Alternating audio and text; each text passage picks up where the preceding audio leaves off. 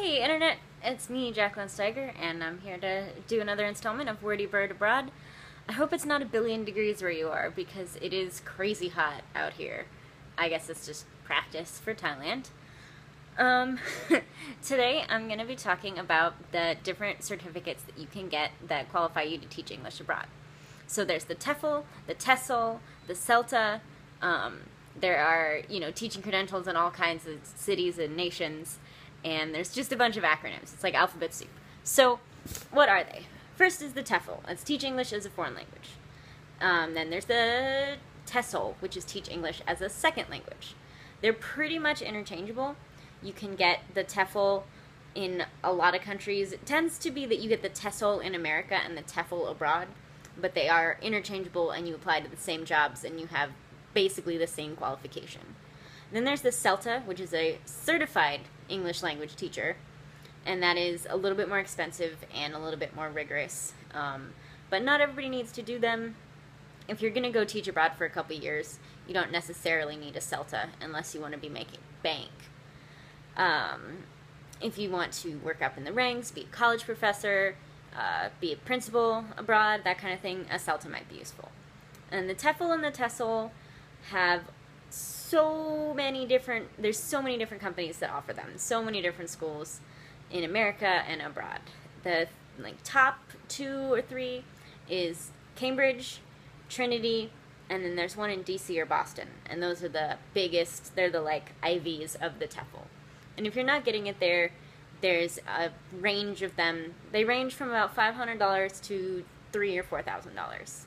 And you can do an online course, you can do a 6-week weekly course, you can do a 4-week intensive, and it really depends on your needs as a student and what you want to do with it. I would advise the online TESOLs and TEFLs aren't probably the best option because they don't offer as much teaching experience. They're not practical, and more schools are going to want the 60 or 80 or 120 hour ones that come with teaching experience. The one that I'm doing is 120 hours. It's a 4-week course, and it offers 3 or 4 practicums, and you get a lot of experience working with kids, and that's what I want, is classroom prep and lesson planning and that kind of stuff. So yeah, do the one that fits best into your schedule and that fits your needs. If you're going to be doing this for a while, try and get a more expensive one. If you just want to try it out, you can see what the online one is like if you don't want to deal with people yet or if your funds aren't working. The most important thing, though, is make sure it's accredited through a school, because there is not really a worldwide governing board. There's no universal requirement certification for TEFL or TESOL programs, and there's a billion of them. So make sure that the one that you do is accredited by a university. It could be any university in any country, just an actual accredited university that gives your TEFL certificate an accreditation. Because otherwise, you don't really know what you're paying for, and schools that you're applying to won't really know what you're paying for, or what, for experience you have. Some of them, if you're getting them in a country abroad, will give lessons in that language or in culture. A lot of the ones where if you go to South America or Asia, will give you, along with your regular TEFL and your practice teaching, they'll give you a couple weeks of language classes, and that's super helpful if you know specifically where you want to go. And what I'm doing in Thailand comes with Thai language classes, and it comes with practicums, which again was important. And there's a little bit of Thai culture because I'll be there already and learn the basics of Thai culture while I'm getting my schooling. So that's why I picked the one that I did. It's also 120 hours, which is a good solid amount of hours for a TEFL course.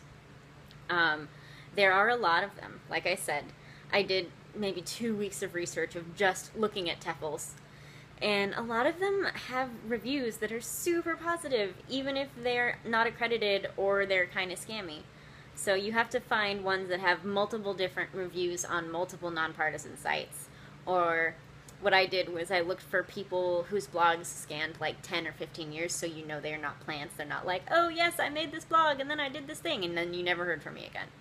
Actual people that did it, that liked it. There's also 2 nonpartisan going abroad sites that helped me a lot. One was Go Overseas, and one was Ajarn, AJARN, and I'm not affiliated with either of those. No TEFL course or accreditation site or reviewing site is giving me any money for this video, but they are pretty good at being nonpartisan and offering up-to-date reviews. So yeah, be careful about what TEFL you do and about all the research you do. And if you have any questions, let me know in the comments or on Twitter at crackerjackjs. Till next week, Internet.